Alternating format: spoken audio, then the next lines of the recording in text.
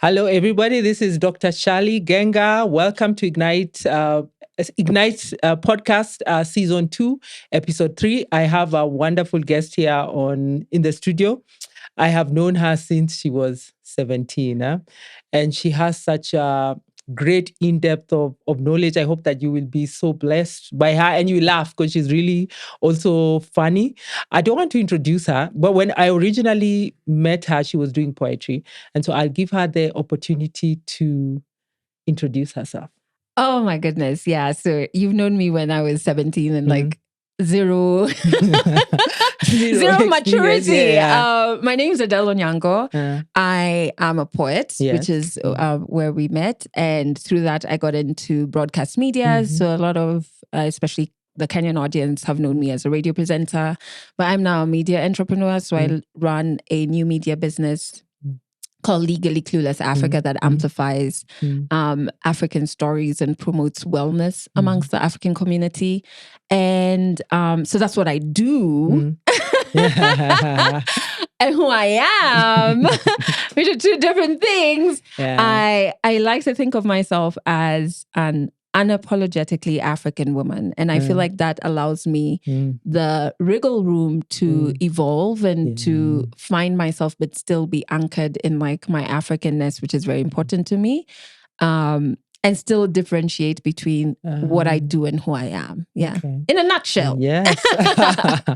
And season 2 is all about living fearlessly. Yeah. And I was defining fearlessly not like running into fire, and that's still being fearless. But defining it from the point of view of we all have scripts, and sometimes they're influenced by culture, the things that we've seen about how we think that life should go. And now what happens when the script doesn't follow the path that you set for it? How do you proceed with hope? Which means you're taking a path maybe you've never seen, maybe no one in your family has ever taken. And so it's like you're going into a new path. Yeah. I think we were even talking a few minutes ago, like the first thing that you require is like surrender. Before we look at like different things that have had to shift in your life, when did you first realize that surrender is important? The funny thing is, I think I did it backwards by mistake. I bumped into the word surrender when through the work that I do, we went on tour and we went to Zimbabwe. And we were recording this amazing woman called Chedza. And she was talking about her struggles to get pregnant. And she talks about reaching a point after several miscarriages of just surrender, right? And the way she described it, I was like, ooh, like, I like that word. Like, this is so powerful, you know? And it's never defined as, it's like almost powerless. That's what people define it. So I find it so interesting. Okay, continue. Let me not powerful. So it's like surrendering into knowing that I'm not in control. And that's not a bad thing. You are a small but very significant part of this huge picture of life, right? And I think for me, that's an acknowledgement I came to much later. I was always a control freak. I think there's still a bit left. And I approach everything like a project manager. I'm just like, where's the Excel sheet? Yeah, what are the timelines? And life in all aspects is not like that. And that's not something I learned until a couple of lessons from the universe. I would say that's something that I acknowledged in probably last year, 2024. That's when I was like, and I was 35. I'm 35 now. I'm turning 36. But at that big age is when I'm like, oh, so we are not in control. When I was 40. Yeah, like so you've learned it early. And so I feel like, but what saved me is I've never fitted in. Okay, that's actually. I've never been. I kind of like was those kids who was generally friends with everyone. I had like a best friend. Let's say primary, I had a group of girls, but that didn't mean I wasn't friends with that other person. Or was it, you know what I mean? Oh, okay. But I was taller than everyone before everyone decided to be tall. You know what I mean? And then in high school, I was from Kenya and I was in a different country and like people were from different countries as well. I didn't speak the local language. And I think at the time, obviously it feels, and then I liked poetry. Everybody's like jamming to the latest Destiny's Child song. And I'm just like, did you read this Jamaican poet? No, I can just imagine. No, and I'm like, what is that? As a teenager, guys are just like, no. Like, no, if I had someone, because I think the only poetry we used to do was like Shakespeare, maybe, or Farsi, like the Kenyan ones, but not like a Jamaican poet or like to look at it from a youthful kind of lens. We did it like academically, but not like, which is so boring. In my spare time. You know, I like to read that poems. was me. Yeah, that was me. I was like, ooh. Guess what I'm doing this weekend? Okay, no, I can imagine. So that at the time it's terrible, but like it teaches you to be kind of like inside. You're very comfortable in what the world thinks is weird, and you're just like, this is just who I am, right? And I think that was so important getting into media because I didn't look like the female presenters. I didn't subscribe to that, and so. That I struggled with it a bit because I was just like, what is this industry I have studied for 4 years to get into? Is it too late to back away, you know? But I found that back to living fearlessly, the first decision you make that expands you, right? A decision that maybe you were so scared of, right? That it expands you a bit, and now you can accommodate more fearlessness. Okay, what does that mean? So like first job I had was 1FM. Fantastic. I was third year, and I was there for like a year, 2.5 years. You originally started in poetry. Were you getting paid? Yeah, because it was like my own, me and my friend Cassandra, we came together to do an open mic night. And back then, were people even doing that stuff? I think we had like 3 main open mic things. I still like poetry. And then I was like, how do we make money from this thing? And Cassandra is very business savvy and she was studying something aligned with that. And so she could figure out the ticketing, etc. Because I was doing PR, figured out how do we brand it? Then how do we make it a product? How do we take it to market? Like what is the messaging around it, right?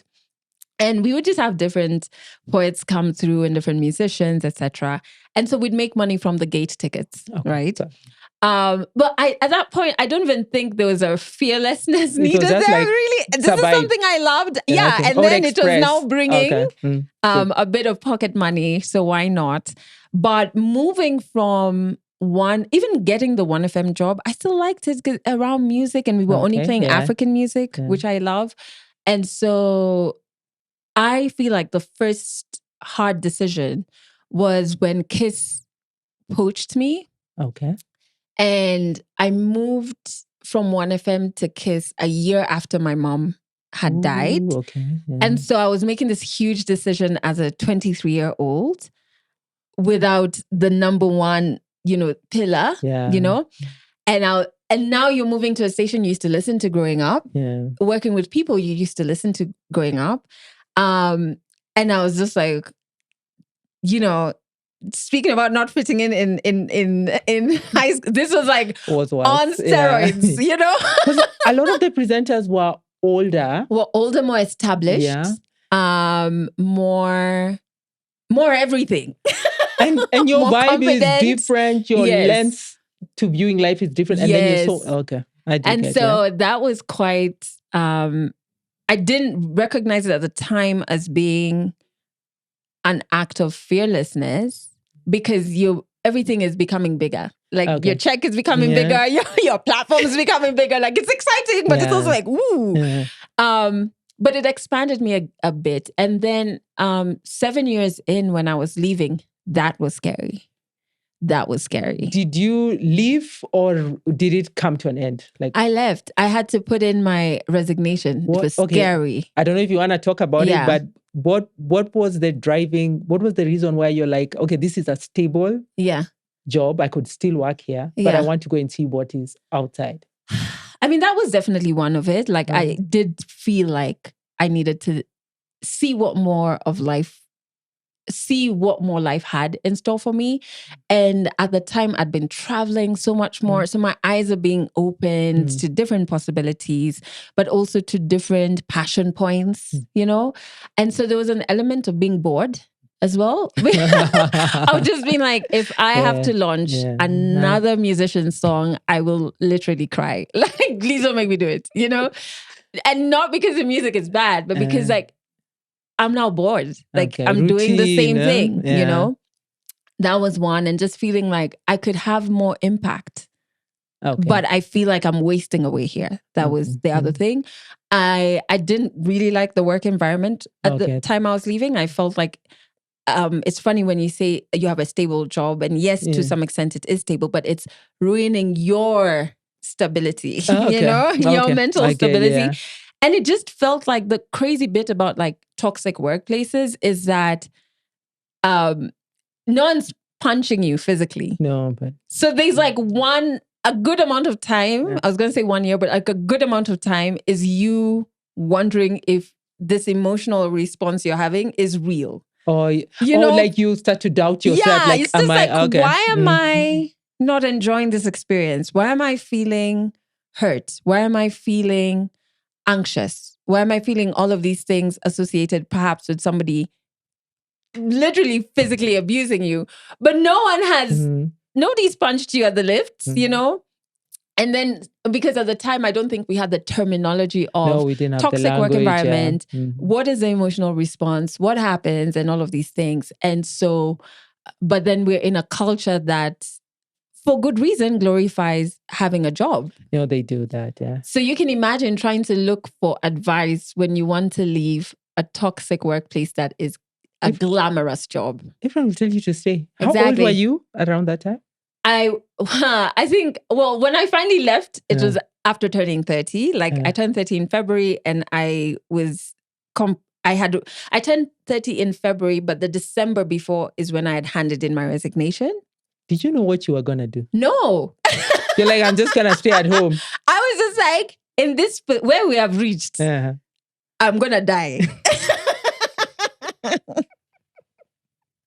So, I mean, at this point, I just, I need to head out. And I didn't know what I was going to do. I had ideas. I was like, okay, I'm going to go into the NGO world. I thought I was done with media. And you know, one of the closest people in my life sent me a podcast. I didn't know about podcasting then in January. And that's how I ended up in podcasting. But remember, December, I'd handed in the resignation. I just knew, I'm going to die. And like, it's either my life or the At job. this point, like, dude, I just need to breathe. Because a lot of what happens, and it's horrible because of capitalism, you can't think of your next in a toxic environment. No, you can't. So you need to get out and breathe. And then all of a sudden, and that's what happened for me. All of a sudden, I was like, oh, I can do this. I have a strength in this. Fearless, huh? Yeah. But what happens is, once you make that first decision that requires you to be fearless, you expand. And you don't realize you're expanding. Because there's so much. Everything is happening and there's uncertainty. Right? Did you know that it would work out for you? Or you're just, I just need to get out. In that moment, you're like, I just need to get out. I don't care what happens, but I can't stay here. First, it was like, I just need to get out. I obviously I've saved and I've done all those things. But I think deep down, I always knew. I was like, why I'm not dense. Like, why would I think I can't figure myself out? Okay. I don't know what the next looks like, but I'll find it. People don't know that. Like, you don't have to have all the answers. And half the time, you don't. Yeah. No, you think you do. Yeah, but you don't. You Even really when don't. you're being safe, like, I'll stay in the job because I'm being, it's safe. Like you're saying, was it really safe? Because safe. It was like, it was hurting you. And how safe? I'm not against employment, 100%. It's so important. There's so many things I learned that I put into my business now. And I mean, my business employs people. So like employment is integral. It's important, right? But the same fears we have around business, because it has its own stresses. When I was working, it's not my business. Yeah, that's true. in my head, I'm going to be like, oh, my contract is active, so I'm safe. But contracts can be end. They like, can end. Yeah, you can get a phone call and you're told it's over. No, our business can go under. Like people, you can have employment today and tomorrow you don't have. So like, I like that you're saying like living fearlessly. And I think when we had the conversation before, it's a shift in your thinking. How do you think, and I know this is a sensitive subject, how do you think your mother passing, how do you think it changed you? Did it make you more fearless, more brave, or did it make you more, like how did it change you? I think it's still changing me, to be honest. I think I only started actively grieving in maybe 2020. And my mom died in 2012. That's like 8 years. But those 8 years, I really thought I was grieving. I thought I was doing it right. I had all the terminology. Yeah. I know. Okay, I'm in the second step. It's anger. And then I knew all of that stuff. But what I was doing was intellectualizing the process, but not really feeling and sitting with my feelings. And then so much was happening. I was going from relationship to relationship. I was kind of putting different family members in this void that was created. So I actually was not sitting and saying, bro, this chick is gone. Like, feel the gut-wrenching feelings. Do you think that like to grieve, you also need to be fearless? Yeah. Like, because I think that what makes grief hard is that you don't know what's going to be on the other side. You don't want to feel... You feel like you're falling apart. Or accept the loss. Yeah. Like there's been a loss and like when you are all those years, you're just running because you're like, I don't want to feel pain. I don't want to feel. And being fearless means that sometimes you sit. Yeah. And you feel it. And I actually say only courageous people feel. That's it. So when someone cries, I'm like, you are such a courageous, powerful person because you are feeling. It's not easy to feel. And like grief comes with, I still remember like my friend and I laughing about like the crying that comes from grief is like fetal position, pain in my stomach. And there's a sound you make that you can't. And I think like everyone has a different sound when it comes to grief. Sometimes you'll be like, was that me? Yeah. Making that sound as I was grieving. 100%. And so I think initially I wasn't being brave about the grief. I just kind of like found coping and like move people. Because like, your mind it will protect you. Like, and all of these things are happening and you don't even know you're doing them, right? Like, well, aren't we so unaware? Like when life is busy, like there can be something in the background affecting you and you're not even aware. Because you can imagine a year after my mom dies, I'm moving to KISS. That's already a lot of noise in terms of the transition, in terms of like new exciting thing, I got into a new relationship. So there are things happening. No, there's busyness. I'm not focused. Yeah. But now I feel like I'm not sure if it's a change grieving my mom brought, but it's allowed me to face myself and to be like, who am I? What life do I want to live?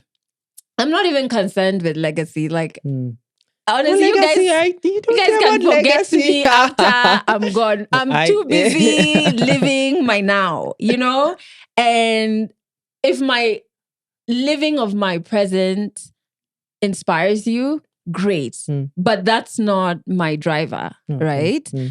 I think now is when I'm like grieving her allowed me to be like, okay, so who am I away from her? Ooh, okay, that's very... What does my next... Because sometimes when you grieve someone, you can start living for them.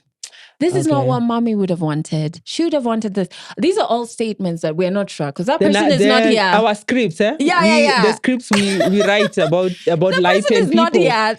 And your perception of your mother when you're 23 would have probably changed when you're... Like, things are always evolving. But now you could only see her from the point of view of the 23-year-old. Exactly. And who saw her mother from a certain lens. Exactly. And so it's really been powerful allowing myself to grieve and then having to, in a very messy way, right? Rectify the decisions the chick who is running away from feeling made. Yeah.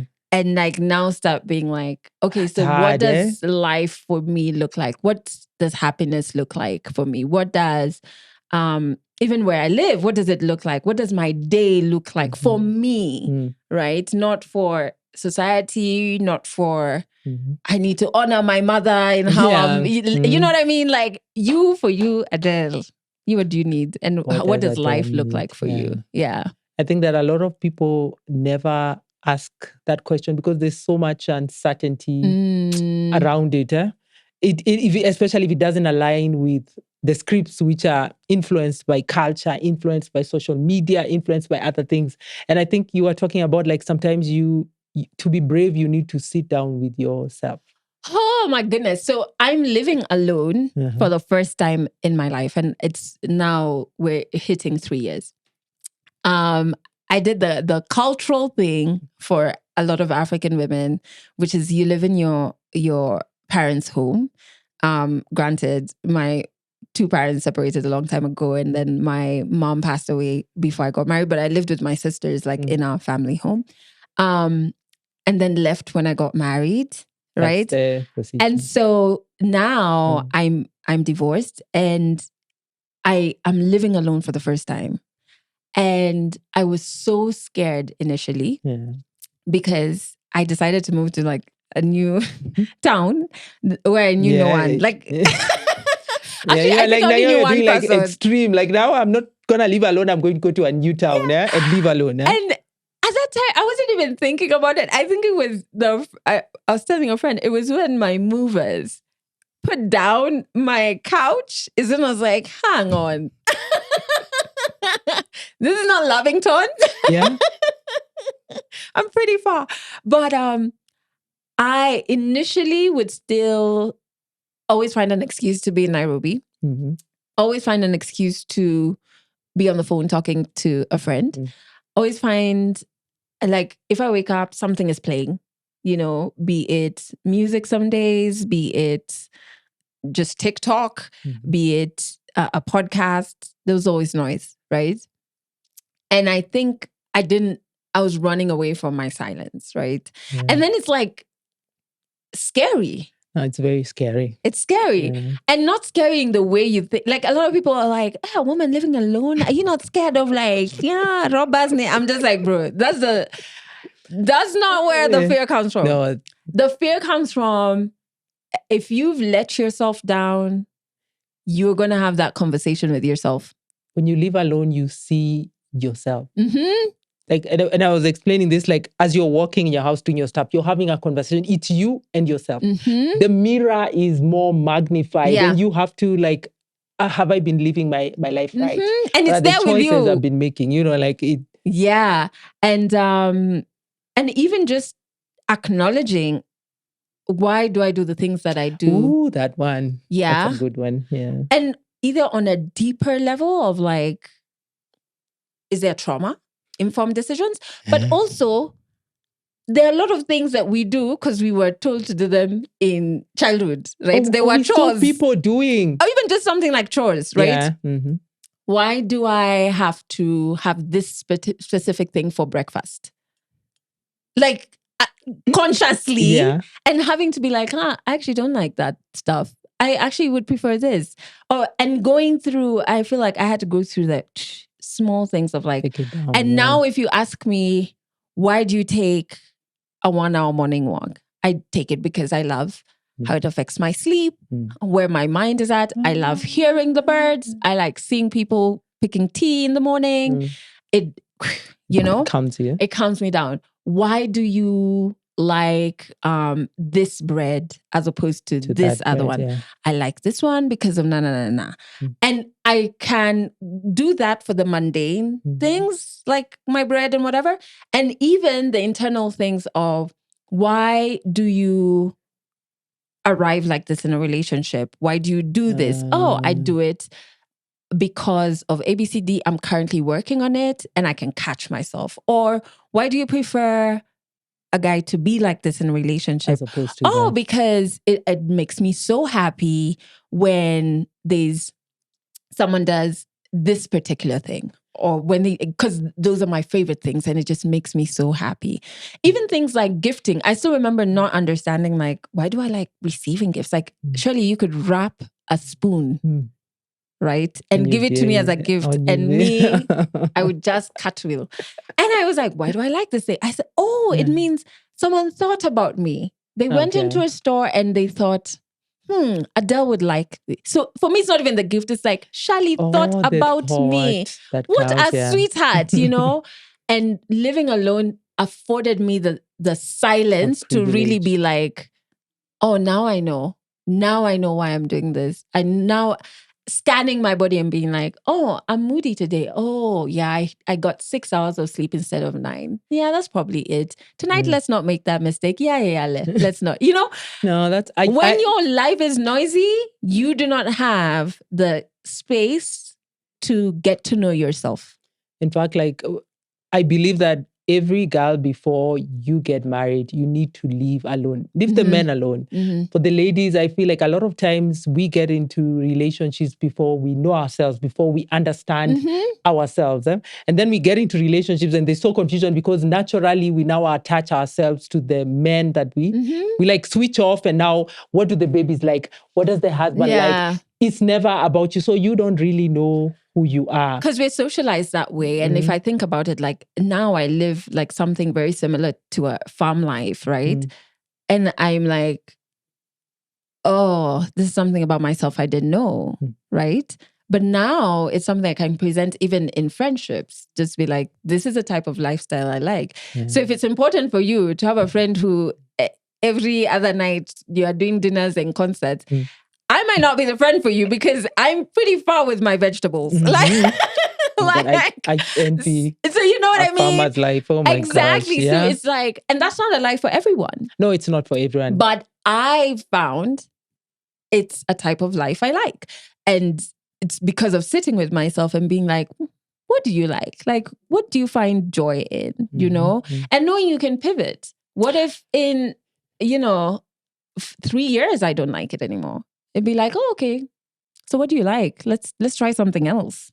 And this is just my own definition. I believe that being fearless, you need to be okay with changing and saying like 3 years ago, this worked for me and I like this, but I've changed and so now I like something else. And to be okay with it as opposed to just holding on to something like, if I change, I'm going to hurt people or I'm going to, what is going to happen or what will people think about me? Allow yourself room to be able to change. 100%. And you will hurt people. They will not die. Number one. Number two, people don't think about us as much as we think they're thinking about us. Yeah, and it's not because I hate when people say that, oh, they're not thinking about us because they have their own problems. No, they're too busy enjoying themselves. I think I saw a TikTok the other day that I was like, that's so true. This girl was like practicing some musicians' choreography from the concert and she's dancing terribly. And she was like, while you're out there thinking, I'm at home stressed about you, I'm here just trying to learn new Beyonce moves. And it's true. People don't think about us as much as we think they do. And so it's more of, if you're designing a life for others, that's crazy because you're the one who's going to have to spend 100% of your time in that life. In that life, yeah, that's true. Are you going to be comfortable with it? You know? I can finally say, I am. I really am. Like, please don't bring me stress. Finally. Finally, I'm excited and happy and at peace with my life. And fear, I think also a huge misconception is like people think, wait until there's a state of no fear, then do this thing. I don't think that exists until we die. And even then, I'm not sure because I don't know what comes afterwards. So I think what should be the case is to normalize knowing that fear is a normal emotion, like to have it here and not have it in the driver's seat, right? And then to sit and talk with it. Like, I don't believe in like, I'm going to slay my fears and whatever. No, I believe you just sit and talk to the fear. because then you understand where it's coming from. And sometimes talking to your fear, it looks like conversations like with yourself, or it looks like journaling. Because sometimes your fears are irrational. For example, the fear I told you about when I was moving and going to be living with myself, alone, I was telling my therapist, now, what if I collapse? And then I'm going to be those people whose body is discovered after 4 days. No.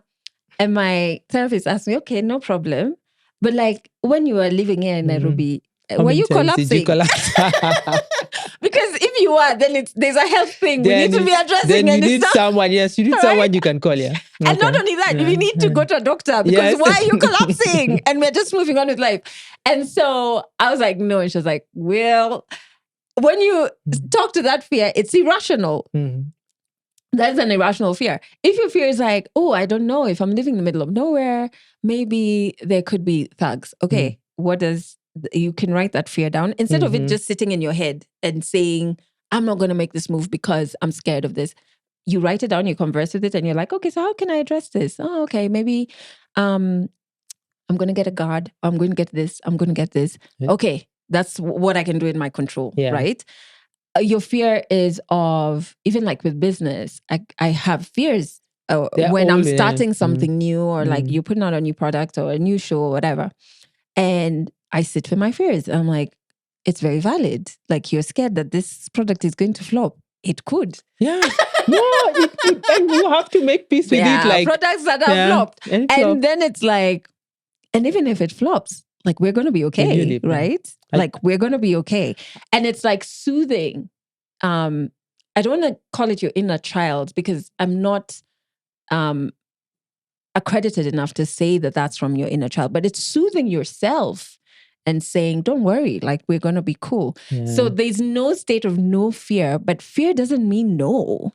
Yeah. In fact, like, one of like my favorite words, and I hope it becomes a favorite word in this season, is duality, where two things can exist in the same thing. You can be fearful, but you can be brave. You can you still do it anyway. Yeah. Like, you're not going to get rid of this fear, but you're still going to do it anyway. Exactly. And a lot of times, like the way sometimes sorrow and happiness can exist in the same moment, which is so like mind-blowing. Like, I can be grieving, but someone can say a joke and I can laugh. Yeah. And then I can go back to be like, oh my gosh, I'm sad Look again. At you know, yeah. The disco matanga, we're all dancing and laughing. I know, yeah. No, and it's okay. And we were wailing, and you know. And I love the way you talk about like recognizing, like, fear is a negative emotion. And I think that a lot of times when we are young, we are made to feel like we shouldn't have space for those negative emotions. Like, we should get rid of them. We should not feel them. I like the way you say that you should write it down. You should note it. You say like, okay, yes, I feel you. I'm not going to pretend you're not there.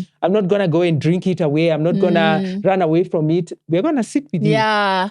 Like, let's feel it. Tell me, where is this? You're scared the house will burn? Yes. Don't worry, candles nowadays. Yeah. You know? Write it down, like, acknowledge the fear, whether it's anxiety or whatever. Yeah. There's some things like you're saying, you're never going to get rid of them. They will always exist. But it doesn't mean that they should now make you're not able to move because of that. If you're waiting for a moment where everything is perfect, you will wait forever. You will wait. Sorry, can I just like hold? I was waiting for you to... Okay. Oh, okay. I had put it on silent, but I think I didn't... You'll cut this out. Yeah. I hope. Okay. Yeah. I was trying to squish it with the pillow so that it doesn't like mess you. Okay. Yeah. So we were talking about like negative emotions and living fearlessly. Because a lot of people think that to be fearless, that you can't feel any negative emotions. You're just that person who is optimistic all the time. You can be optimistic and fearful. They exist as in contrast. They exist in the same moment. Yeah. And how I like to think about it, especially as someone who spends so much of my time running away from heavy emotions. Yeah, I do that too. I'm like, wow, Adele, you're so expansive. You have the ability to feel extreme joy and the ability to feel extreme sadness. Yeah. Look at how big you are. Like, you've got range, babe. Yeah. And when I look at it like that, I'm like, yeah. bring on those tears. We're sad right now, we're angry, and it just means you're so expansive. You have the ability to feel all of this range of emotions. Why would you limit yourself on it? And a lot of the problems and the dysfunctions we sometimes get, and I'm not an expert on this, is because we won't deal with our negative emotions. We won't recognize them. We run from them. We don't want to be fearless and say, let me feel this and acknowledge this emotion. I don't need to stay in it. I don't encourage staying in it. But there's power in seeing it and recognizing it for what it is. And either get help for it or proceed with the action even when you do feel that fear. And I think like there's this romanticized idea, like whether it is marriage is a risk. Whether it is moving to another country or another town, there'll always be that element of risk. Like even it's part crossing of the road. No, even sometimes, even the shoe you choose, the color you wear, sometimes you might go and be like, how did she pick that?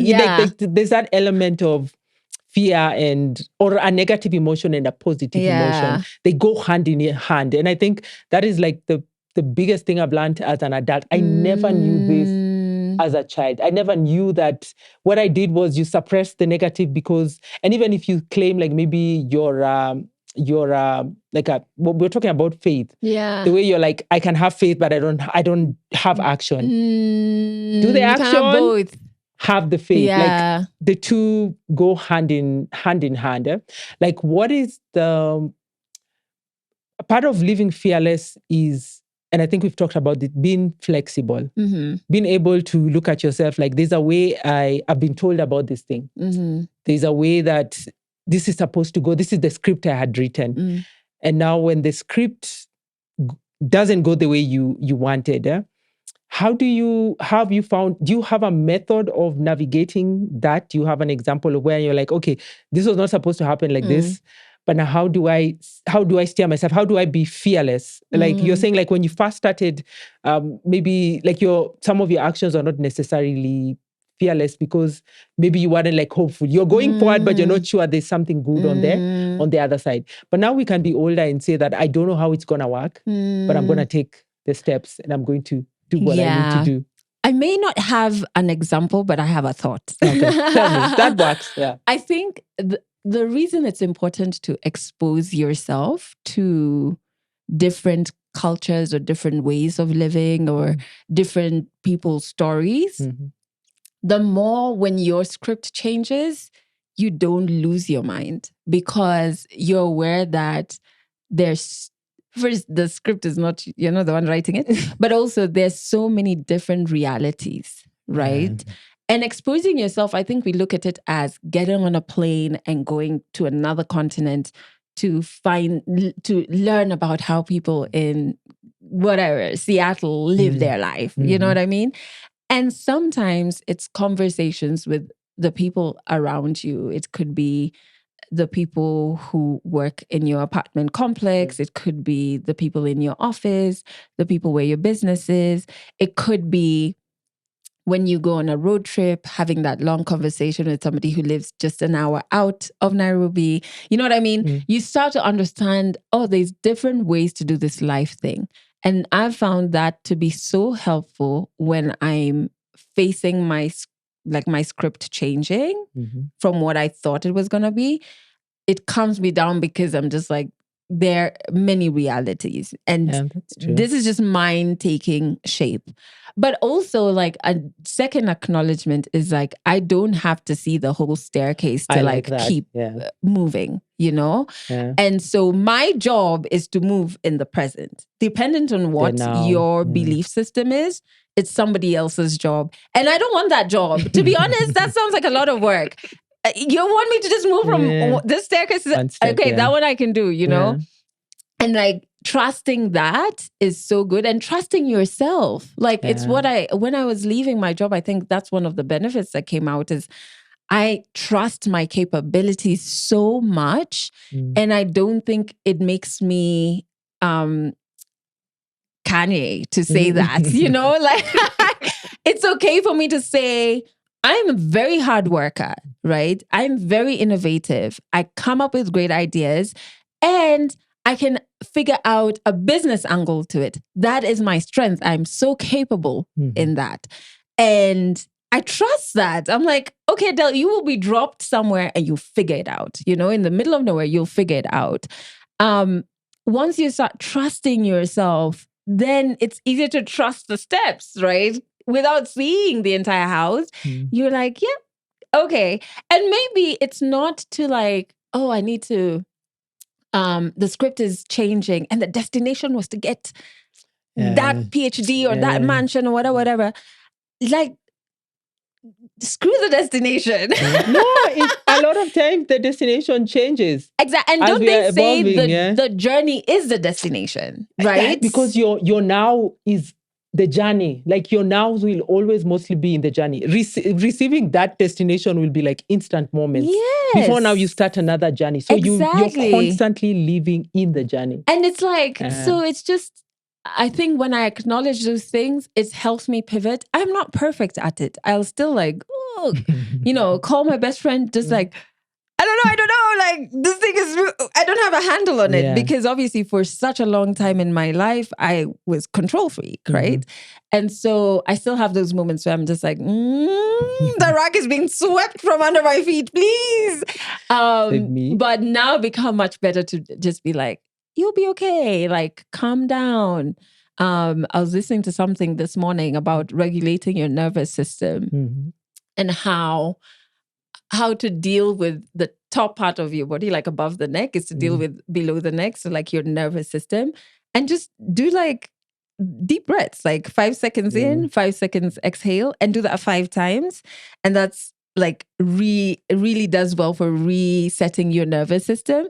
And it's crazy because it sounds like that's so dumb. Yeah, like it should cost me money to do all of those things you're saying. But it's like breathing is powerful. Like just breathe when the script is being pivoted. Just keep doing that a couple of times a day, and you like settle in. And haven't you found like, and it's hard, like the greatest gifts that we receive in life are when life goes the way we didn't expect. And there'll be pain, it will be hard, and we'll not understand what is happening. But those are like the monumental moments where we grow in leaps and bounds. And so just learning to trust when life is like, it looks like it's falling apart, what you see might not be what is going on. In fact, there was a lady, there's a lady, a pastor who was talking, and she was saying that to rebuild, sometimes everything must come down. And we don't like when we are like things are deconstructed and the security that we have. And so we feel like we need to have everything set in stone, then we can walk. I like the way you're saying that you just need to take the little steps. Is there a moment you can think of where you were like, I don't think I can survive this? And you were like, I think my divorce was overwhelming because it was a lot of noise. Like, I don't think I ever had the thought of, I can't survive this. What were the thoughts? Or one thought? I don't even know if it was like, I can't survive it. It was just like, okay, like, what do we do? What do we do? And kind of like, you go into like, we need actionables, right? I think also why it was overwhelming is like, I went into therapy thinking this is the only issue I needed to address. And then lo and behold, there was things from when I was like 6, 7 years old, 11 years old, 12, that had nothing to do with my marriage that were broken. Were they affecting?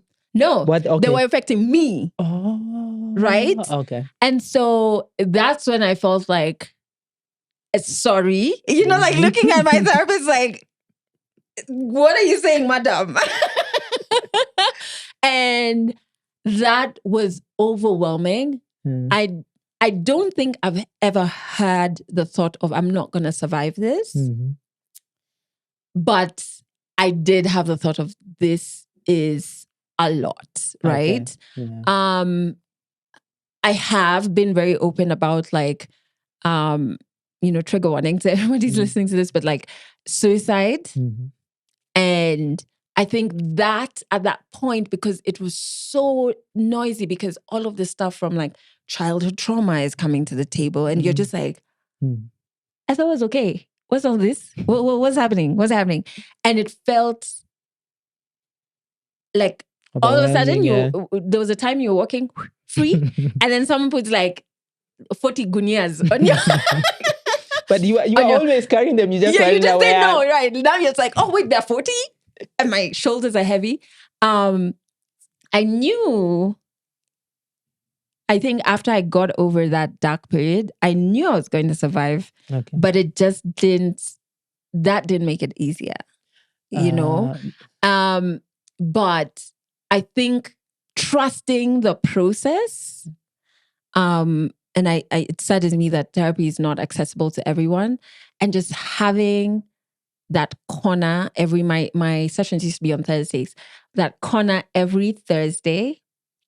I could be losing my mind on Monday, and I will negotiate with myself and say, let's hang on till Thursday. Like, let's see what Thursday is going to be like. Like that woman she's a magician. She is and I think it's having a space where there's no shame. You're being heard. Sense is being made. You can connect the dots backwards. Was so powerful for me, you know? And that was so pivotal because I'm living the effects of that work now. But it's not fun work. It's so not heavy. And I can even almost look back, and I said this to some of my girlfriends. I said, I'm really thankful for my divorce because there were all of these issues I had never known were an issue. Underlying. Yeah. That had nothing to do with my relationships. But I hadn't looked back to be like, oh God, when I was 11, yeah, that was strange. I know, but like, it's so funny. Like a lot of times we're walking around as adults, but reacting as children who are wounded, and we've never connected. And the thing about it is like the childhood wound, it evolves until it's connecting serious. It is almost impossible. By the time you're sitting down with someone, whether it's therapy, and saying, this led to this, you can barely even recognize it. And hectic. We are not aware that we have wounds. We just because we normalize a lot of them. Like we joke about the African dad not being emotionally available, but like, the African mom doing ABCD. I'm not saying that was mine, but I think like culturally, we normalize a lot of things that I'm like, is that normal though? No. And it's not just even like, I think that as long as human beings raise you, I don't care what kind of a parent you are. Yeah. You are going to wound your children. Yeah. It can be a teacher. It can be, words can be spoken that were not meant to. A house help can say something that they were not supposed to say. I think that everyone, and I think it's like the period we're saying, like, before you get into that marriage, take time out, get to know yourself, go and get the healing that you need from the stage you've come from the child to the adult. And you know, the child leaves. The wounds, they will always stay. Because even like if your inner child could be the one making the decisions right now. And you're just there walking around. It's the adults participating, but the decisions are being made from a wounded child. And something hard has to happen to like bring that to like, if you decide, hopefully. Yes, you do. Hopefully. Yeah, like, who is Adelle now? And then maybe you can tell us like, if someone is struggling in whatever area of their life. Okay, no, just tell me who Adelle is right now. Like when you look back on the work you've done, like, I know you're saying like, I can survive. There's a list of things that you're given, like, if this happens, I know that I can find my way out, but who are you? And then I'll ask the question, let me keep quiet. And then who is Adelle now? Oh my God. I think I am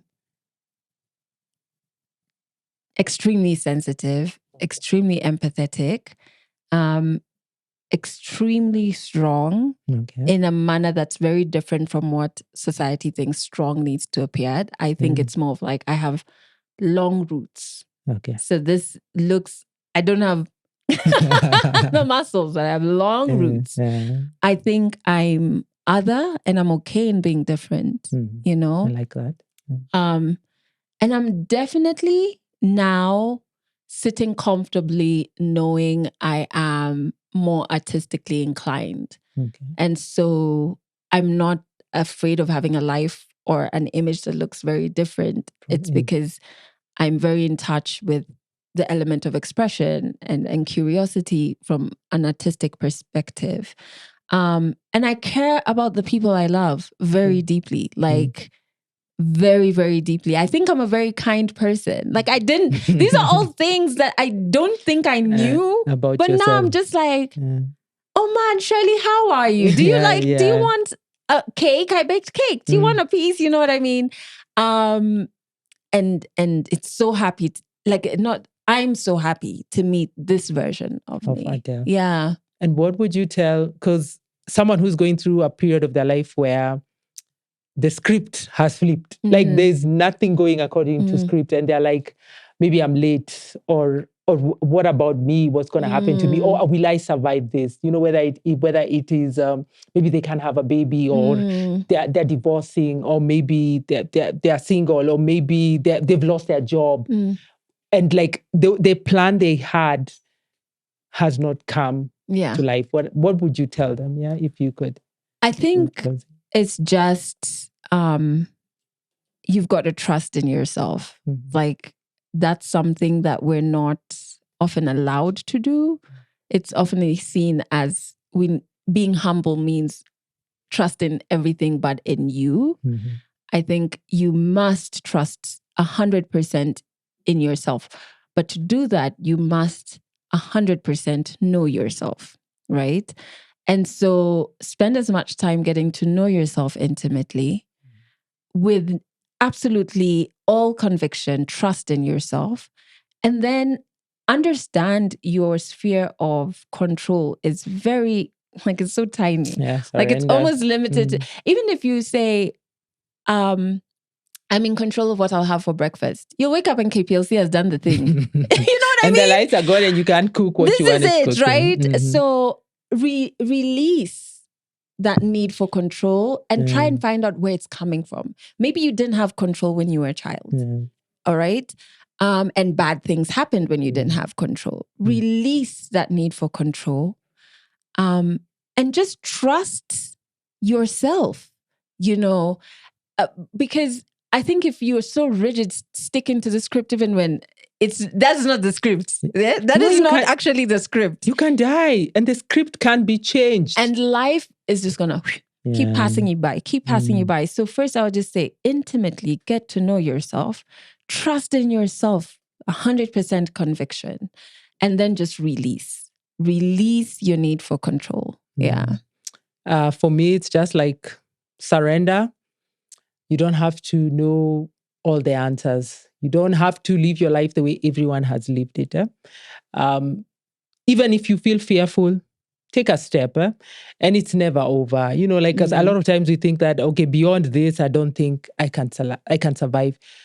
Being fearless requires that you have hope even when you don't understand how it will all come together. Trust that everything will work out for your good. I think that's all I can say. We'll end the podcast here.